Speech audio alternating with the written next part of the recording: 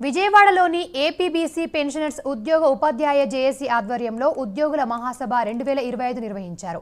ఈ కార్యక్రమంలో ముఖ్య అతిథిగా మాజీ DGP, all India Bahujan Samaj party జాతీయ సమన్వయకర్త జె పూర్ణచంద్రరావు పాల్గొన్నారు. బీసీలకు అన్ని రంగాల్లో తీరని అన్యాయం జరుగుతోందని పూర్ణచంద్రరావు అన్నారు. పదే పదే ఇలా జరుగుతున్నా పాలక వర్గాలు మాత్రం ఈ విషయాన్ని పట్టించుకోవడం లేదని ఆయన అన్నారు. అసెంబ్లీలో మొత్తం 175 మంది ఎమ్మెల్యేలు ఉంటే వారిలో 40 మందే బీసీలు ఉన్నారని అన్నారు. Pensioners, employees and teachers Mahasabha JAC ఆధ్వర్యంలో నిర్వహించారు. రంగనాయకులు గారు, శ్రీనివాస్ గారు, వారి బృందం చాలా బాగా జరిగింది. 13 జిల్లాల నుంచి మరి అటు పెన్షనర్స్, ఇటు ఎంప్లాయీస్, ఇటు టీచర్స్ అందరూ అటెండ్ అయ్యారు. ఒకటే మాట ఏంటంటే బీసీలకు జరుగుతున్నటువంటి అన్యాయం మీద గళమెత్తి అందరూ మాట్లాడారు.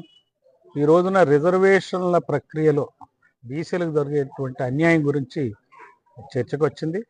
ఇప్పుడు డిఎస్సి టీచర్ల సెలక్షన్లో జరిగినటువంటి అవకతవకల మీద చాలా ఆందోళన వ్యక్తపరిచారు.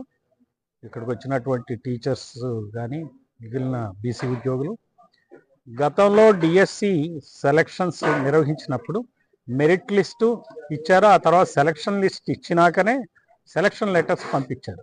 అయితే దానికి భిన్నంగా ఈసారి సెలక్షన్ లిస్టు ప్రకటించకుండా మరి సెలక్షన్ లెటర్లు ఇస్తున్నారు. బీసీ పోస్టుల్లో మరి స్పోర్ట్స్ కోటా అభ్యర్థులతో నింపుతాం అనేది జరుగుతూ ఉంది. చాలా అన్యాయం జరుగుతుంది. అట్లానే ఈడబ్ల్యూఎస్ మెరిట్ కన్నా బీసీల మెరిట్ ఎక్కువ ఉన్నప్పటికీ కూడా బీసీలకు ఉద్యోగాలు రావటం లేదు.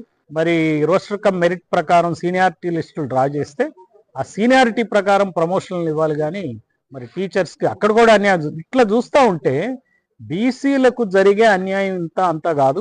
అసలు ఆ చట్టసభల్లోనే బీసీ ఎమ్మెల్యేలు 40 మందే ఉన్నారు. 175 మందికి 90 దాకా ఉండాలి జనాభా దామాషా పద్ధతిలో.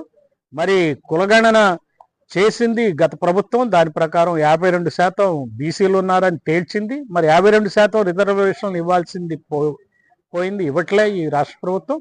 అంతేకాకుండా 34% రిజర్వేషన్లు ఇస్తాం, స్థానిక సంస్థల్లో రిజర్వేషన్లు ప్రొవైడ్ చేస్తామని కూడా ఈ ప్రభుత్వం బీసీలకు మొండి చేయి చూపిస్తుంది. టీడీపీ మేనిఫెస్టోలో బీసీ రక్షణ చట్టం తెస్తామని చెప్పి దాని గురించి కూడా ఈ ప్రభుత్వం ఉలుకు పలుకు లేదు. అంటే చంద్రబాబు నాయుడు ప్రభుత్వం బీసీలు అంటే చాలా చులకనగా లెక్కలేని విధంగా వ్యవహరిస్తూ ఉంది. మరి చాలా అన్యాయం ఇది.